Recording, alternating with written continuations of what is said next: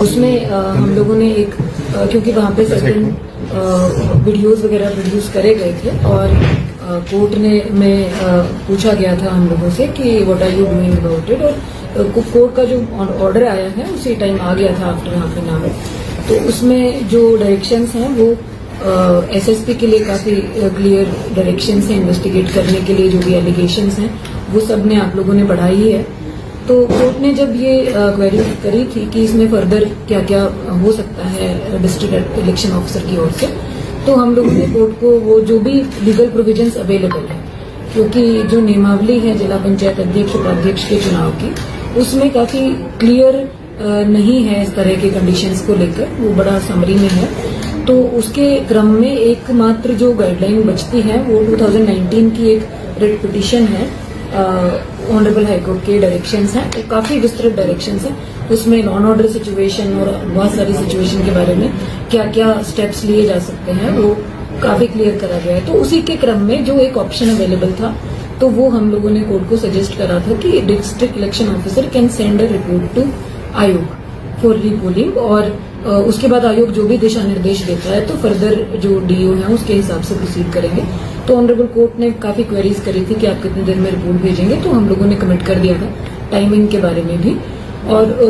जब कोर्ट की proceeding complete हुई और ऑर्डर आया वहां से, तो ऑर्डर में स्पेसिफिक निर्वाचन प्रक्रिया को लेकर कोई डायरेक्शंस नहीं थे जो ऑर्डर आया था ऑनरेबल कोर्ट का। स्टिल बिकॉज हम लोग कोर्ट में प्रेजेंट थे और मौखिक रूप से काफी सारी चर्चाएं वहां पर हुई थी, तो उसके बाद एक डिसीजन लिया गया कि ये जो भी पूरा एलिगेशंस हैं, वीडियोस हैं और जो भी एविडेंसेस जो रखे गए हैं ऑनरेबल कोर्ट के सामने, जिन पर जो ऑनरेबल कोर्ट है उन्होंने चिंता भी व्यक्त करी है, तो हम लोग उसके बारे में एसएसपी से एक रिपोर्ट लें। तो हमने एसएसपी को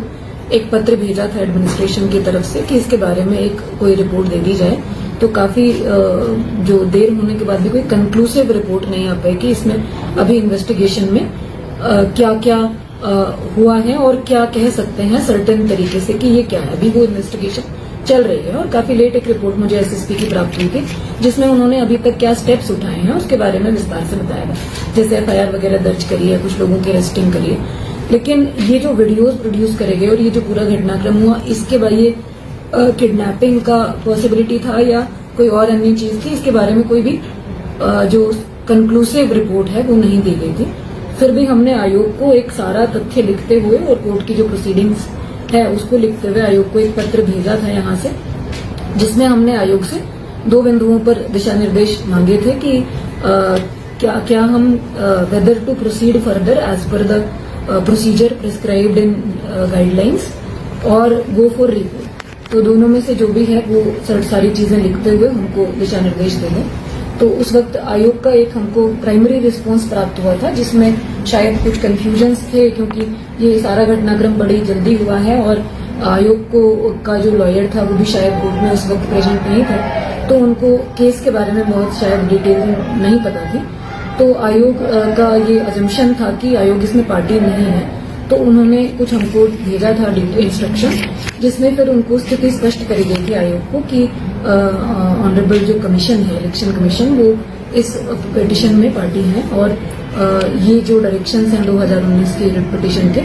इसमें डिस्ट्रिक्ट इलेक्शन ऑफिसर को राइट ना होकर रिपोर्ट के संबंध में जो राइट है या किसी भी प्रकार का फर्दर डिसीजन लेने के संबंध में जो राइट है पोल के संबंध में, वो आयोग को है और आयोग डीओ की रिपोर्ट पर निर्णय ले सकता है। तो आयोग ने हमको फिर एक कम्युनिकेशन दोबारा भेजा था, जिसमें उन्होंने हमें डायरेक्शंस दिए थे कि जो जिला पंचायत अध्यक्ष और उपाध्यक्ष नियमावली है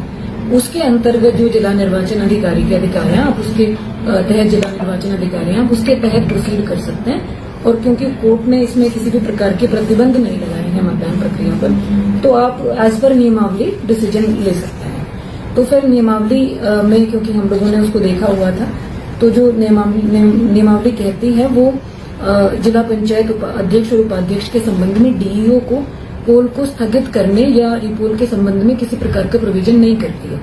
और वो इसके बारे में एक्चुअली साइलेंट है, इसमें कोई प्रोविजन नहीं है और न ही किसी प्रकार के डीईओ के पास ऐसे अधिकार हैं इस नियमावली के अंतर्गत। जो डायरेक्शंस हैं वो हाईकोर्ट के जो डायरेक्शंस हैं 2019 के, वो कमीशन को कुछ अधिकार देते हैं। तो फिर हम लोगों ने ये डिसीजन लिया, हमने कमीशन को इसके बारे में अवगत भी करवाया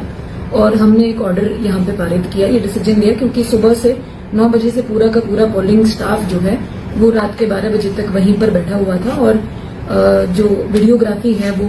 पूरी प्रक्रिया की हुई थी। सीसीटीवी भी अंदर था, फोर्स लगी हुई थी, इलेक्शन कमीशन के जो ऑब्जर्वर हैं वो भी अंदर बैठे हुए थे। तो इनसाइड द पोलिंग स्टेशन कोई घटना भी नहीं हुई और इनसाइड द पोलिंग स्टेशन किसी प्रकार का कोई व्यवधान भी उत्पन्न नहीं हुआ। तो हम लोगों ने ये डिसीजन लिया कि वी कैन, बिकॉज नियमावली मतदान की समाप्ति के बाद सीधे मतगणना का जिक्र करती है, बीच में किसी प्रकार का और प्रोविजन नहीं करती है। तो हमने ये डिसीजन लिया कि हम नियमावली के अनुसार, क्योंकि आयोग ने हमें प्रोसीड करने के लिए कहा है, तो हम इसको ओपन करेंगे सील को और इसकी प्रॉपर वीडियोग्राफी कराएंगे। इसमें जो वोट्स हैं उनको हम काउंट करेंगे और आयोग के जो प्रिस्क्राइब्ड फॉर्मेट्स हैं उन पर हम एक प्रोविजनल रिजल्ट, अनंतिम परिणाम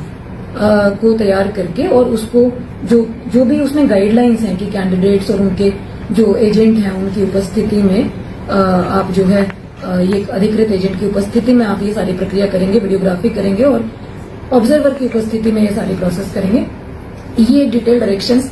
एआरओ को हम लोगों ने इश्यू करे कमीशन की गाइडलाइंस के क्रम में और उसमें फर्दर एक हम लोगों ने ऐड किया क्लॉज, क्योंकि अभी एसएसपी से इस घटनाक्रम के बारे में कोई कंक्लूसिव रिपोर्ट प्राप्त नहीं है,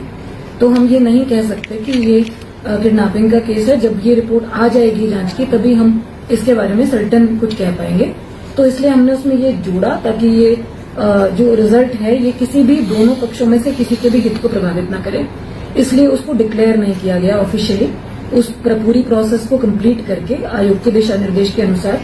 उसे सील करा गया और सील करके उसको ट्रेजरी के जो डबल लॉक है उसमें रखवाया गया है। उसकी पूरी प्रक्रिया की विधिवत वीडियोग्राफी हुई है। जो लोग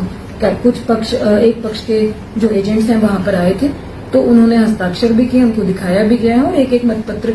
को प्रॉपर रिकॉर्ड किया गया है वीडियो के अंदर कि उसमें क्या है और क्या नहीं है। और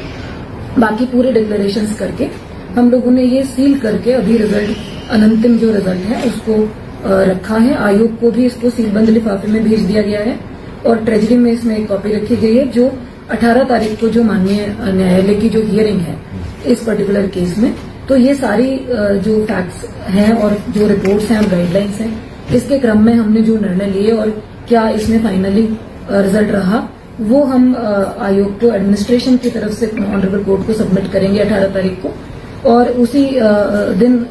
ऑनरेबल कोर्ट ने एसएसपी को भी लॉ एंड ऑर्डर सिचुएशन और किडनैपिंग केस और अन्य चीजों के बारे में एक रिपोर्ट देने के लिए कहा है, तो उस दिन उनकी भी रिपोर्ट जाएगी। तो फर्दर जो भी निर्णय होगा ये दोनों चीजों को देखते हुए ऑनरेबल कोर्ट की जो हियरिंग है उसके बाद ही लिया जाएगा। इसमें अभी ऑफिशियली रिजल्ट भी डिक्लेयर नहीं करा गया है, ना ही किसी पक्ष को इसमें कोई प्रमाण पत्र जारी करे गए हैं। हमारी तरफ से इसको कहीं शेयर नहीं किया गया है। Only the candidate and the authorised agent जो आयोग की गाइडलाइंस के अनुसार परमिटेड हैं at the time of counting,